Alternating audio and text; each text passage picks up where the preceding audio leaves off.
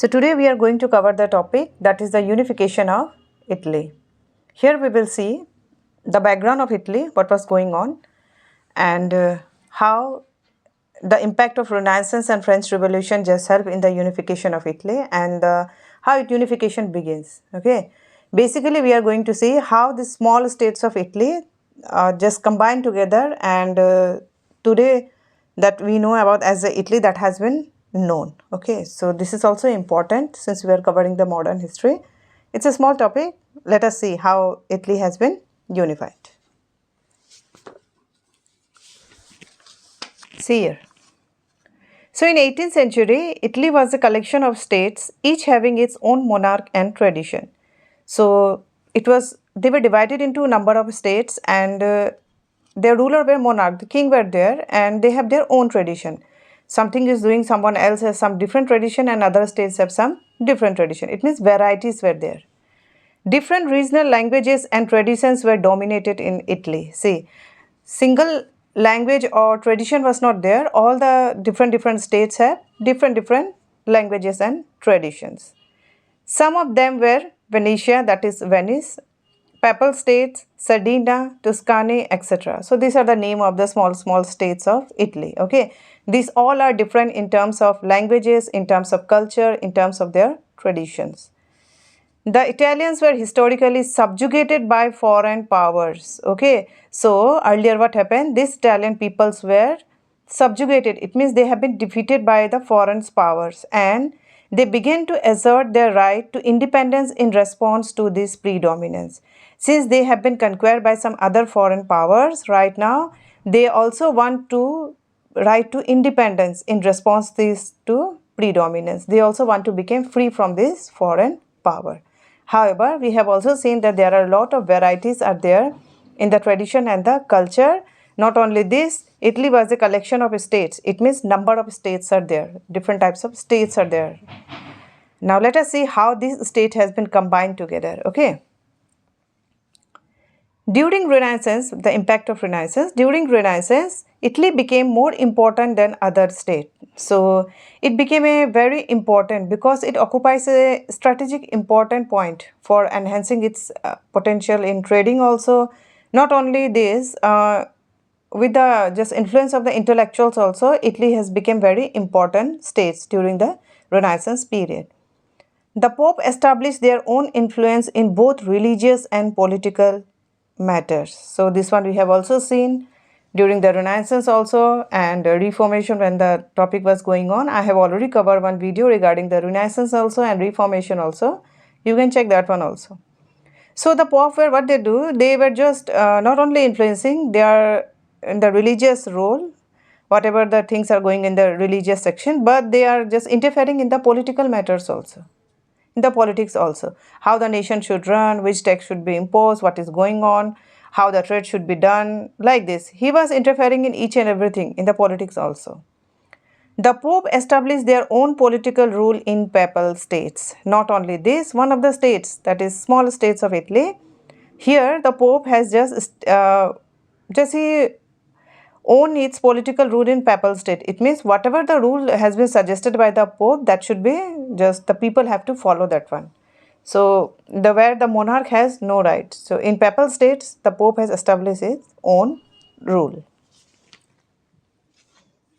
Now, Italy began to grow in importance. It became center of political life, banking and foreign trade. See, so Italy was a just a very good place for the means of political life also, for banking also, and for foreign trade also, okay, for doing the businesses also, because it was connecting to the Mediterranean Sea, and it was a very good just country to do businesses, and due to this one invention of printing press also, Italy has gained much popularity. Okay, for many years France and Holy Roman Empire fought for the control of Italy.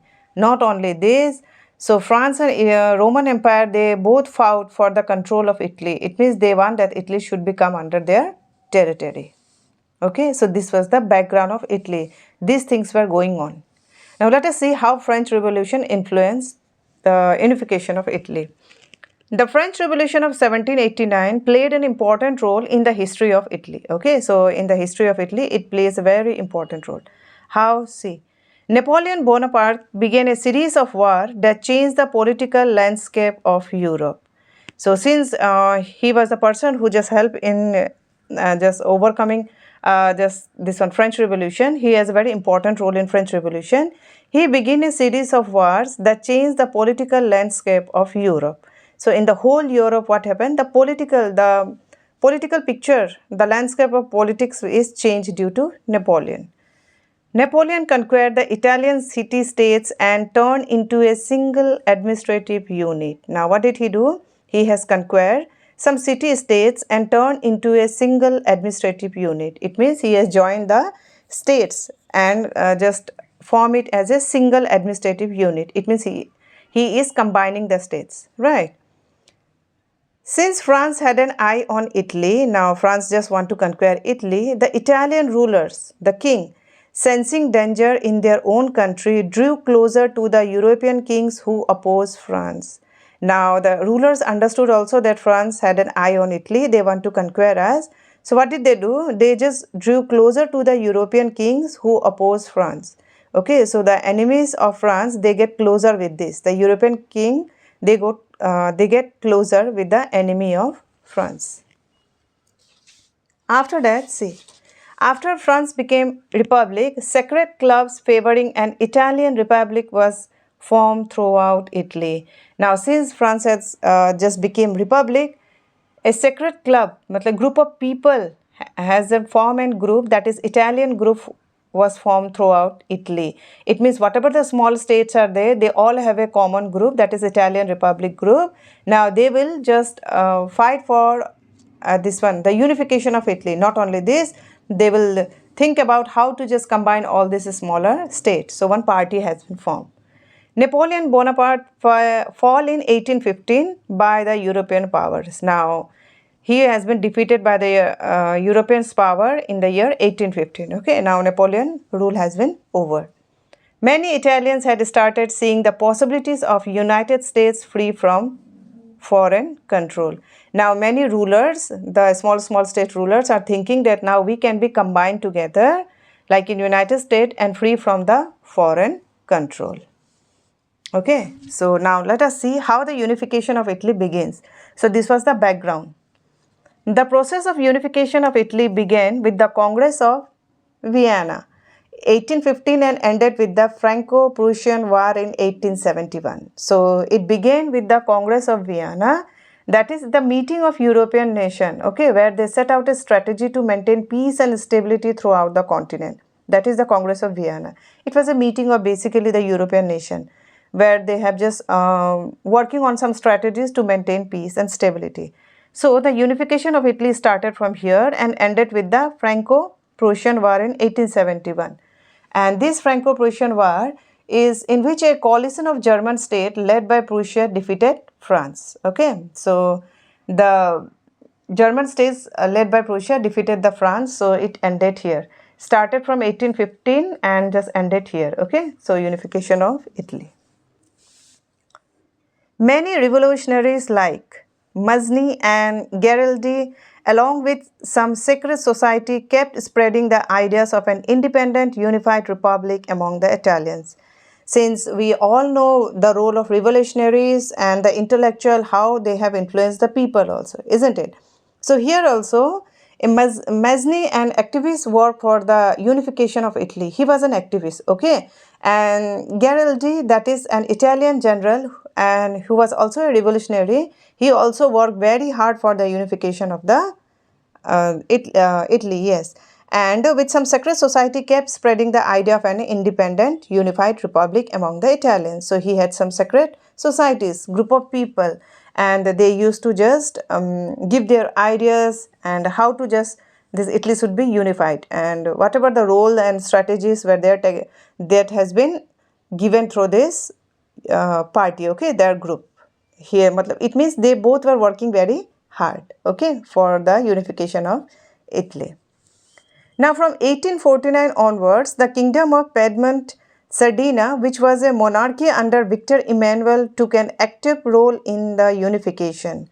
Now, what were this? This Piedmont Sardinia was a composite state. Okay, it was a composite state, and Sardinia was an island. Now, what happened here? Which was monarch under Victor Emmanuel, took an active role in the unification. So here the monarch was Victor Emmanuel, and Victor Emmanuel has a very important role in the unification of Italy. Okay, let us see how.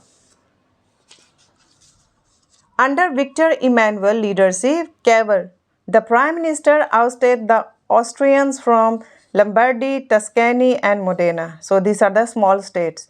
What did he do? He, with the help of Cavour, he has given the leadership to Cavour, the prime minister, and he has just ousted the Austrians from the Lombardy, Tuscany and Modena, since the small states were under the controls of foreign power. So Austria was also controlling this small state. So with the help of Victor Emmanuel and Cavour, they both just helped to just get away Austria from the, they just take away, they snatch the power from them and make free this Lombardy, Tuscany and Modena. Okay. Not only this, Austria expanded into Italy and ruled various parts of Italy at various times. So it was very much powerful. Austria was very much powerful. He was ruling various parts of Italy at various times. Now this has been become free. Garibaldi led the revolt and liberated Sicily and Naples. These were also some small states. Okay, he led the revolt and now just make them free from the foreign powers. He handed over the charge of the two states of Emmanuel and declared him the king of Italy. Now, what did he do? Emmanuel has, he handed over the charge of these two states to Emmanuel, and Garibaldi has handed over this one, the Sicily and Naples charge to the Emmanuel and declared him as the king of Italy. Now, Emmanuel has, what happened? He has Lombardy also, Tuscany also, Modena also, and now Sicily and Naples also added, and he has been given the whole charge. Okay. Later, Rome and Venetia, that is the today's Venice, joined the Federation of Italian States. Okay. In this way, the unification of Italy was there, and now whatever the smaller states were there, they combined together, and we see a group of small states as a that has been combined and has been unified under Italy. So, unification of Italy resulted in the creation of Italy as the largest European power. See, all the small state has been grouped together and now it is the largest European power. Unification was effectively accomplished due to the effort of Prime Minister Cavour and King Victor Emmanuel and revolutionaries like Mazzini and Garibaldi. Okay, so this is the story of unification of Italy, where we have seen how the background of Italy and what is the background of Italy we have seen, and what were the impact of Renaissance and then French Revolution, and how the unification of Italy begins, and now they have been unified. So this much for today. Let us meet with another topic, another video.